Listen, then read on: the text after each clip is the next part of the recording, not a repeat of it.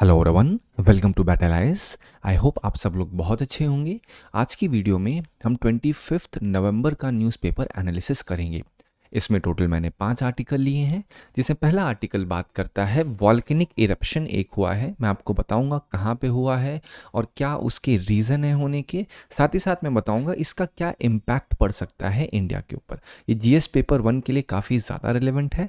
Next article बात करता है मलेरिया वैक्सीन के ऊपर डील हुई है। मैं समझाऊंगा कि ये किन दो बॉडीज़ के बीच में डील हुई है और इसका इम्पैक्ट क्या पड़ेगा। साथ ही साथ मैं बताऊंगा ये जो मलेरिया की वैक्सीन है ये कैसे बनाई गई है, कैसे वर्क करती है। ये GS paper 3 science and tech section के लिए काफ़ी ज़्यादा रिलेवेंट टॉपिक है।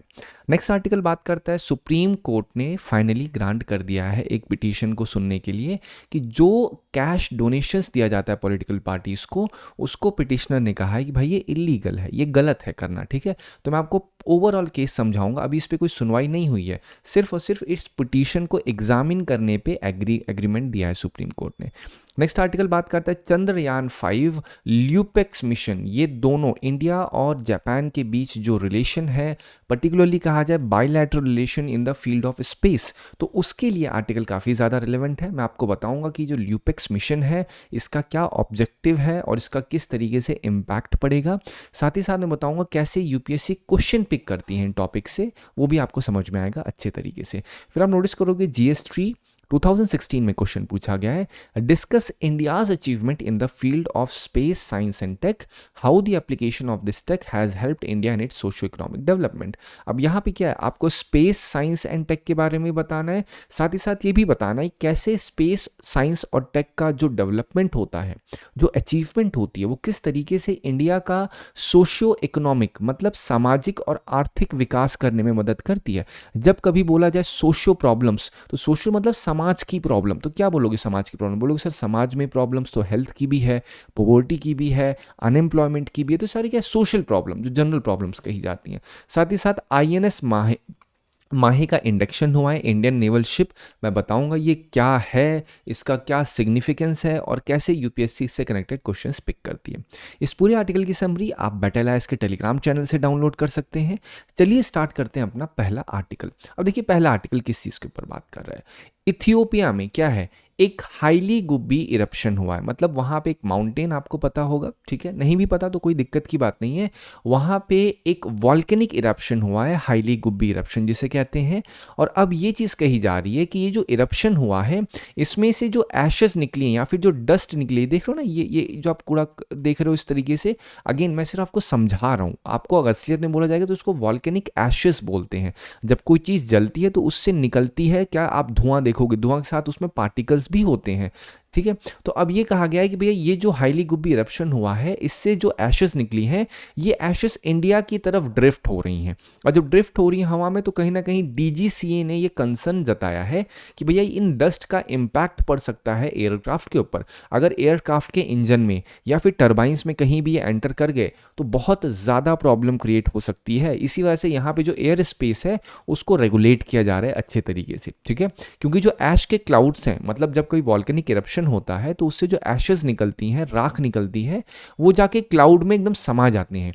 तो ये देखा गया है जो वेस्टर्न राजस्थान का रीजन है वहाँ पे ऐश क्लाउड्स का एक विजिबल अपीयरेंस दिखी है। साथ ही साथ देखा जा रहा है भैया कहीं ये सेंट्रल इंडिया, दिल्ली, उत्तर प्रदेश तक ना आ जाए। इस वजह से क्या है, जो रनवेज हैं, साथ ही साथ जो फ्लाइट्स का पाथवेज होता है उनको रेगुलेट किया जा रहा है, उनको प्रॉपर इंस्पेक्ट किया जा रहा है कि कहीं ये जो एशेज हैं इनसे इम्पैक्ट तो नहीं पड़ जाएगा। तो आपको क्या पता होना चाहिए, यहाँ पे एक चीज़ लिखी है हाईली गुब्बी इरप्शन। तो अब मैं बात करता हूँ इसके ऊपर, ये आखिर इरप्ट क्यों हुआ है। तो आप नोटिस करोगे ये तो इथोपिया का रीजन है, ये देखो फ्लाइट का, ये जैसे फ्लाइट मूव करती है तो यहाँ पे आपको देखने को मिलेगा आसान तरीके से कि इस फ्लाइट के मूवमेंट में अगर वॉल्केनिक एशेस आएंगी तो प्रॉब्लम बहुत ज़्यादा क्रिएट हो सकती है। ठीक है, अब ये हाईली गुब्बी इरप्शन क्यों हुआ है, तो यहाँ पे टेक्टोनिक प्लेट्स जो हैं उनके मूवमेंट से हुआ है।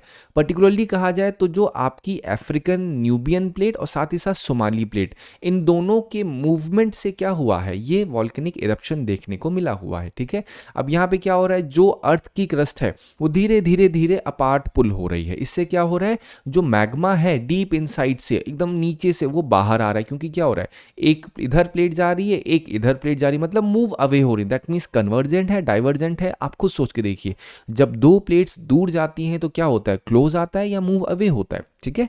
तो ये तरीका होता है समझने का। अब ये आप अगर ऑप्शनल ज्योग्राफी है तो वहाँ पे आप प्लेसेस इन न्यूज़ पे आप ज़रूर इसको लिखिएगा। हाईली गुब्बी कहाँ पे है? इथियोपिया पे है। तो आपको इथियोपिया के बारे में बताना चाहिए। ये मैंने इथियोपिया का मैप डाला हुआ है। क्या लिखा है? टिग्रे, क्या लिखा है? अम्हारा। ये सारे के सारे पॉइंट्स के ऊपर यूपीएससी ने क्वेश्चन पूछा हुआ है। आप सिंपल एक काम करिए, टिग्रे लिखिए, पीवाईक्यू लिखिए, तो आपको दिख जाएगा टिग्रे से कैसे यूपीएससी ने क्वेश्चन पूछा हुआ है। हमेशा ध्यान रखिए बेटा, जब कभी द हिंदू पढ़ रहे हो ना तो उसको बस ऐसे शौकिया तौर पे मत पढ़िए। The main objective behind reading the Hindu newspaper is to make sure कि आप एटलीस्ट क्वेश्चंस को सॉल्व कर सको। तो क्वेश्चन को सॉल्व करने के लिए आपको उसके स्टैटिक पोर्शन को पिक करना पड़ेगा, ठीक है। अब देखो 24 का क्वेश्चन क्या पूछा गया है। How many of the above are products of volcanic eruption. तो यहाँ पे क्या है? हाईली गुब्बी के बारे में बताया मैंने। तो वॉल्केनिक इरप्शन में क्या क्या होता है? आप ये नहीं होता पायरोक्लास्टिक डेब्रीज नहीं होता, ash and dust, nitrogen compound, sulphur compound. तो इसमें क्या नहीं होता? आप सोच के देखो तो आप बोलोगे इसमें सब कुछ होता है। अब इसके लिए समझाने के लिए आपको मैं छोटा सा तरीका बताता हूं।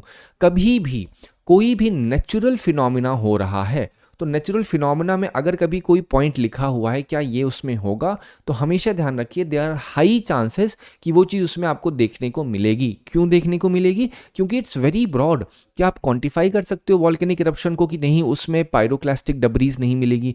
क्या आप बोल सकते हो कि ऐश एंड डस्ट देखने को नहीं मिलेगा या नाइट्रोजन कंपाउंड नहीं मिलेगा? नहीं, कुछ भी हो सकता है डिपेंडिंग ऑन कैसा वहाँ का इरप्शन है, किस तरीके से वहाँ पे मटेरियल है जो एकदम मिल करके इरप्ट हो रखे हैं। So you do not have exact idea. तो इस वजह से यहाँ पे ऑल फोर इज करेक्ट। चलो अब मैं बात करता हूं, यहीं पे एक चीज है इथियोपिया के बारे में। आप नोटिस करोगे इथियोपिया को क्या ऐड किया गया है ब्रिक्स की मेंबरशिप में। तो इस वजह से ये भी पता होना चाहिए क्योंकि इसी के ऊपर क्वेश्चन क्या है, Indonesia has become full time member of BRICS. तो बोल सकते हैं Ethiopia has become full time member of BRICS. Next बार ये क्वेश्चन तो नहीं पूछेंगे, लेकिन क्वेश्चन क्या पूछ सकते हैं, आपसे बोल देंगे कोई दूसरा ब्रिक्स के ऊपर टॉपिक बनाएंगे। जैसे G20 समिट हुई है वहां पे पूछ सकते हैं। तो यहाँ पे आप नोटिस करो मैंने क्या बताया था, गलती की है मल्टी कल्चरलिज्म, ये देखने लिख दिया है, लेकिन है क्या यहाँ पे? आप पढ़ोगे मल्टीलैटरलिज्म है। तो आपको थीम पता होना चाहिए। कभी भी कोई भी समिट हो रही है तो उसमें 3 चीजें ध्यान रखना। पहली चीज उसका थीम क्या है, दूसरी चीज कहाँ पे हुई है वो, तीसरी चीज क्या है उसका क्या फंक्शन है, क्या उसका आउटकम निकला। जैसे कल COP30 हुई है तो उसका क्या है, आप बोलोगे सर मोटीराओ एग्रीमेंट हुआ है। तो मोटीराओ एग्रीमेंट में आप सोचोगे हाँ क्लाइमेट फाइनेंस की बात की गई है। तो ये अप्रोच होना चाहिए किसी भी टॉपिक को समझने का, ठीक है। चलो अब बात करते हैं नेक्स्ट आर्टिकल पे। तो अब क्या हुआ है, गावी और जो यूनिसेफ है इन दोनों ने आपस में एक अलायंस किया है, ठीक है। आपको पता है गावी कंपनी और जो यूनिसेफ है, जो एग्रीमेंट साइन हुआ है उसमें एग्रीमेंट में क्या है, ये मलेरिया वैक्सीन बनाएंगे। क्या नाम है? R21 matrix M malaria vaccine. अब ये वैक्सीन जो होगी बहुत ही चीप होगी। इससे क्या होगा, जो प्राइस होगा मलेरिया वैक्सीन का ये $2.99 तक ड्रॉप हो जाएगा। इससे अप्रोक्सीमेटली $90 मिलियन सेव होगा। और जब $90 मिलियन सेव होगा तो उतने के अमाउंट में वैक्सीन जो है 7 मिलियन बच्चों को और लग पाएगी, ठीक है। तो ये जो वैक्सीन है डेवलप किसके द्वारा की गई है, यूनिवर्सिटी ऑफ ऑक्सफोर्ड और सेरम इंस्टीट्यूट ऑफ इंडिया। और ये अब क्या है 24 अफ्रीकन कंट्रीज में कहीं ना कहीं इस्तेमाल की जा रही है। WHO ने 2 वैक्सीन को अप्रूव किया जिसमें R21 है, RTS है। अगेन इसमें आपको नहीं जाना डिटेल में, मेन चीज़ क्या पता होना चाहिए कि मलेरिया वैक्सीन जो बनाई गई किसके बीच में, वो एक एग्रीमेंट साइन हुआ है बनाने के लिए। क्या नाम है? R21 मैट्रिक्स M नाम है, ठीक है। अब मैं समझाता हूँ ये कैसे वर्क करता है। तो आपको पता होगा जो मलेरिया पैरासाइट होता है इसका छोटा सा हार्मलेस पीस लिया जाता है और वो वैक्सीन में डाला जाता है। अब वही वैक्सीन जब इंसान को डाली जाती है तो उसका इम्यून सिस्टम रिकग्नाइज करता है कि भैया कोई पैरासाइट आया है, लेकिन उस पैरासाइट में इतनी पावर नहीं होती कि वो ओवर पावर कर दे आपके इम्यून को। तो आपका इम्यून भी मजबूत रहेगा, साथ ही साथ आपका इम्यून क्या करेगा, वो एक रिस्पॉन्स बना लेगा, मतलब वो एंटीडोट टाइप बना लेगा अपनी ही बॉडी में। तो इससे क्या होगा, कहीं ना कहीं आपकी बॉडी अपने आप ही अडेप्ट हो जाएंगी। तो नेक्स्ट टाइम कभी मलेरिया एक्चुअली में होगा तो आपका बॉडी का जो रिस्पॉन्स होगा वो तुरंत उसे डिस्ट्रॉय कर देगा। क्यों? क्योंकि वैक्सीन ने ऑलरेडी आपके बोलते ना बॉडी के अंदर वो डिफेंस रिस्पॉन्स सिस्टम खड़ा कर दिया है पूरी तरीके से, ठीक है। चलो अब देखिए 22 का क्वेश्चन, कोविड-19 पैंडेमिक में वैक्सीन के ऊपर क्वेश्चन पूछा गया है। Serum institute of India produced covid named Covishield. कभी भी कहा जा रहा है कि इसने ये काम किया हुआ है तो हाई चांसेस होंगे कि आपको वो गलत दिखेगा स्टेटमेंट। फिर लिखा है Sputnik vaccine is manufactured using vector based platform. तो अब एक बार नोटिस करिए, यहाँ भी कह रहे हैं सीरम ने ये बनाया, यहाँ भी कह रहे हैं ये इन्होंने बनाया। तो कभी भी आपको दो थीम पे ऐसे दिखे कि भैया एक्स ने ये बनाया है फिर वाई ने भी वो बनाया और दो स्टेटमेंट हैं एक ही क्वेश्चन में, तो हमेशा ध्यान रखिए वहां पे एक स्टेटमेंट गलत होगा। ठीक है, तो अब यहाँ पे क्या है, आपका 2 सही हो जाएगा। अब आपको थोड़ा सा तो पता ही होना चाहिए स्पुतनिक के बारे में, क्योंकि अब यहाँ पे ये ऐसा है जो जनरली आप नहीं सुनते हो। ठीक है, स्पुतनिक के बारे में आपने सबने सेरम सुना होगा, कोविड-19 वैक्सीन के बारे में सुना होगा, कोविड शील्ड के बारे में सुना होगा, और कोवैक्सीन इज इनएक्टिवेटेड पैथोजन। क्या ऐसा है? एब्सोल्युटली। तो 2 and 3 is the right one. अब ये क्वेश्चन आप खुद से अप्रोच करिएगा, एग्जैक्टली उसी चीज के ऊपर पूछा गया है। फिर देखिए 2020 का क्वेश्चन क्या पूछा गया है, what is the importance of pneumococcal conjugate vaccine in India. क्या कह रहे हैं, these vaccine are effective against pneumonia as well as meningitis और आपका सेप्सिस। क्या ऐसा है? आप सोच के देखो, क्या एकदम श्योर सेंस में बोल सकते हैं कि भैया ये जो वैक्सीन लगाई जा रही है ना, ये केवल एक्स बीमारी के लिए होगी, गलती से भी वाई बीमारी को नहीं सही कर सकती है? क्या ऐसा है? बोलोगे एब्सोल्युटली नॉट। तो दिस स्टेटमेंट इज राइट। साथ ही साथ क्या कह रहे हैं, dependence of antibiotics that are not effective against drug resistant bacteria can be reduced. क्या ऐसा हो सकता है? ऑब्वियस सी बात है भैया, अगर जो आपकी निमोनोकोकल वैक्सीन लगाई जाएगी तो एंटीबैक्टीरियल जो होता है या एंटीबायोटिक्स की कहीं ना कहीं कमी आएगी, क्योंकि निमोनिया क्या है, बैक्टीरिया के सेंस में देखा जाता है, तो वो इम्पैक्ट कहीं ना कहीं कम होगा। एंटीबायोटिक्स यूज कम होगा तो बर्डन कम होगा, और बर्डन कम होगा तो कहीं ना कहीं क्या होगा, लोगों में जो आपका एंटीबायोटिक रेसिस्टेंस होती है, एबीआर होती है, उसकी प्रॉब्लम में कमी आएगी। ठीक है, तो 1 एंड 2 तो सही है। फिर कह रहे हैं इस वैक्सीन में कोई साइड इफेक्ट नहीं है। अरे भाई, कोई भी केमिकल कॉम्बिनेशन अगर बॉडी में डाला जाएगा ना, तो कभी ये नहीं कह सकते हो कि इसका कोई साइड इंपैक्ट होगा ही नहीं। तो 1 and 2 is the right one. चलो अब मैं बात करता हूं नेक्स्ट आर्टिकल पे। नेक्स्ट आर्टिकल क्या कह रहा है? नेक्स्ट आर्टिकल को समझाने से पहले आप ये समझिए कि सुप्रीम कोर्ट ने पहले किया क्या है।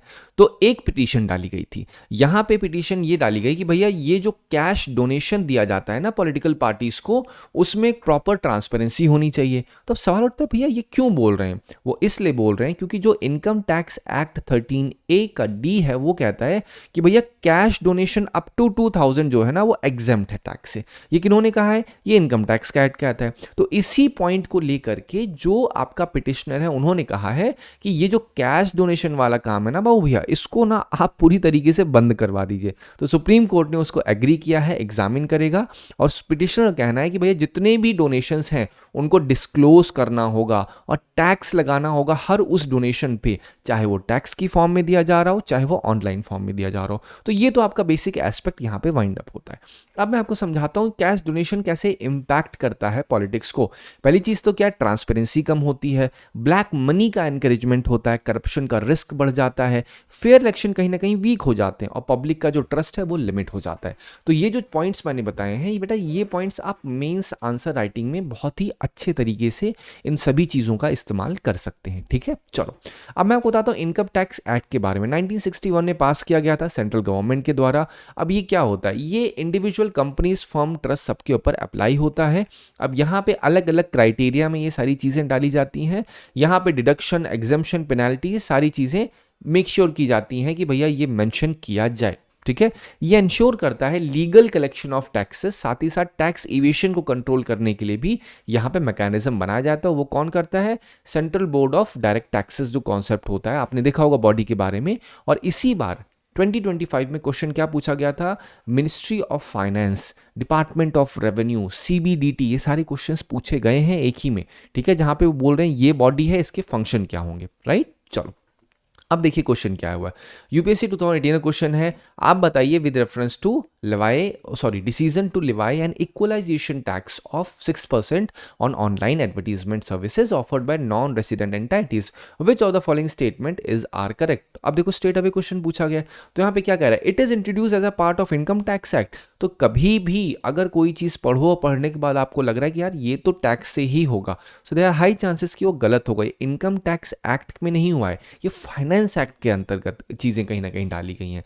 नेक्स्ट देखिए, नॉन रेसिडेंट एंटाइटीज जो आती हैं, एडवर्टीजमेंट सर्विस देती हैं, वो टैक्स क्रेडिट क्लेम कर सकती हैं अपनी होम कंट्री में। क्या ऐसा हो सकता है? अरे नहीं भाई, ऐसा कुछ भी नहीं है। अगर एक कोई कंट्री है और पर्टिकुलरली अगर कहा जाए कौन सी, यहाँ बात क्या कर रहे हैं, एडवर्टीजमेंट सर्विसेज अगर दे रही हैं वो इंडिया में आकर के, तो जो टैक्स दे रही हैं ऐसा नहीं होगा जा करके अपनी होम कंट्री में उठा करके उसको आप रिबेट ले लोगे, ऐसा कुछ भी नहीं है। तो यहाँ पे कोई भी स्टेटमेंट नहीं सही है, ठीक है। चलो अब मैं बात करता हूँ नेक्स्ट आर्टिकल पे।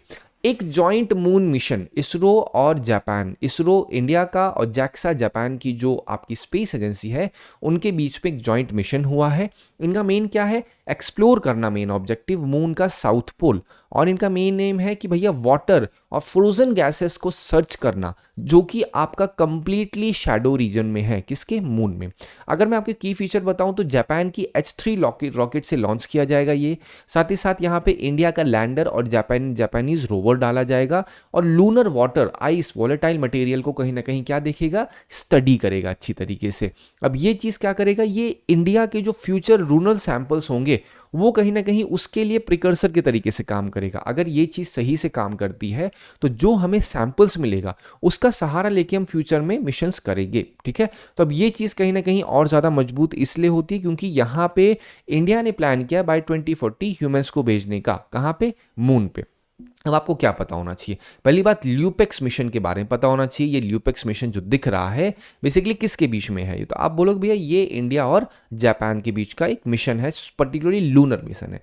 अब यहाँ पे देखिए 25 का क्वेश्चन, एक्सियम, स्पेस डेक्स और आपका गगनयान। यहाँ पे कह रहे हैं कौन सा, how many of the above space missions given above encourage super microgravity research. अब यहाँ पे माइक्रोग्रेविटी या जीरो ग्रेविटी, मतलब पर्टिकुलर माइक्रोग्रेविटी समझिए। ग्रेविटी रिसर्च क्या होती है? मतलब ग्रेविटी की बहुत कमी होती है जहाँ पे लोग स्टडी करते हैं। तो ऑब्वियसली बात है भैया, जैसे स्पेस स्टेशन में जाओगे तो वहाँ पे माइक्रोग्रेविटी दिखेगी। तो यहाँ पे तीनों सही हैं, ठीक है। चलो अब मैं बात करता हूँ नेक्स्ट आर्टिकल पे। नेक्स्ट आर्टिकल बात कर रहा है INS माहे। ये इंडिया की पहली माहे, अब देखो वर्ड दिखता है सर माहे, माहे कुछ नहीं है भाई, ये इंडियन नेवल शिप है जिसका नाम माहे रखा गया है। तो अब आगे करके कभी बोला जाएगा माहे क्लास की एक शिप आई है, तो आप समझ जाओ माहे क्लास कौन सी है। माहे क्लास एक ऐसी क्लास है जिसमें anti submarine warfare, shallow water craft का कहीं ना कहीं एक प्रॉपर तरीके से मजबूती प्रदान करने के लिए लाया गया है ये। अब इस क्लास के अंदर जो भी होंगे उसके अंदर फीचर रहेंगे कौन से? एंटी सबमरीन वॉरफेयर, मतलब जो कोस्टल रीजन्स होते हैं जहाँ शैलो वाटर होता है, तो मेक श्योर करना कि शैलो वाटर्स में जो दुश्मन की सबमरीन्स ना एंटर करें, वहां पे आकर के कोई प्रॉब्लम ना क्रिएट हो। तो ये जो INS माहे है ये क्या करेगा? ये टैकल करेगा इन सभी प्रॉब्लम को। और सबसे ज्यादा इंटरेस्टिंग बात इसमें क्या है कि 80% इंडिजिनस कंपोनेंट से बनाया गया है ये। इसका मेन पर्पस क्या है? कोस्टल और शैलो वाटर में एंटी सबमरीन ऑपरेशंस करना। Advance map one sensors, communication system इसमें लगाए गए हैं। और ये चीज पहली बार ऐसा होने जा रहा है कि भैया ये इंडिया में, मतलब 80% पहली बात तो इंडिजिनस कंपोनेंट इसमें डाल दिए गए हैं। फिर इसमें जो आर्मी के चीफ है उन्होंने इस चीज को कमीशन करने में भी कहीं ना कहीं एक बोलते हैं ना हाईलाइट किया है कि our position is getting strengthen in the sector of navy. साथ ही साथ क्योंकि नेवल पावर का मजबूत होना बहुत ज़्यादा ज़रूरी है, यहाँ से बहुत बड़े अमाउंट में ट्रेड होता है इंडिया का। तो ऐसा नहीं होना चाहिए कि इंडिया जब अपने हाईएस्ट पॉइंट पे चल रहा है तो वहाँ पे कोई भी ऐसी सबमरीन आकर के, कोई भी पर्टिकुलरली एनिमी सबमरीन आके अगर कभी भी कोई प्रॉब्लम क्रिएट करे तो हमारे पास ये एक स्ट्रेंथनिंग होनी चाहिए कि हम इन सब एंटी सबमरीन ऑपरेशंस को कर सकें साथ ही साथ, ठीक है। तो इसको हाईलाइट किया गया जॉइंटनेस, इंटीग्रेशन आर्मी, नेवी और एयरफोर्स के बीच में, ठीक है। तो ये चीज़ और अच्छे तरीके से तीनों फोर्सेस का इंटीग्रेशन को शो करती है। अब यहाँ पे किस तरीके से हेल्प करेगा ये मैंने आपको ऑलरेडी समझा दिया। एनिमी की सबमरीन को डिस्ट्रॉय करेगा, कोस्टल सिक्योरिटी बनाएगा, सी डोमिनेंस को मजबूत करेगा, सर्विलांस को और ज़्यादा मजबूत करेगा, ट्राई सर्विस ऑपरेशन या ऑपरेशनल सिनर्जी को और ज़्यादा एनहेंस करेगा और इम्प्रोवाइज करेगा। अब देखिए 2016 में क्वेश्चन क्या है, विच of the following is the best description of INS अस्त्रधारणी। तो आपको पता होगा ये क्या है, ये torpedo launch and recovery vehicle है। तो आपसे बोल सकते हैं विच of the following statement regarding INS माहे इज करेक्ट। तो आप क्या बोलोगे? भैया ये ना एंटी सबमरीन और वॉरफेयर के लिए ये आपका बनाया गया है।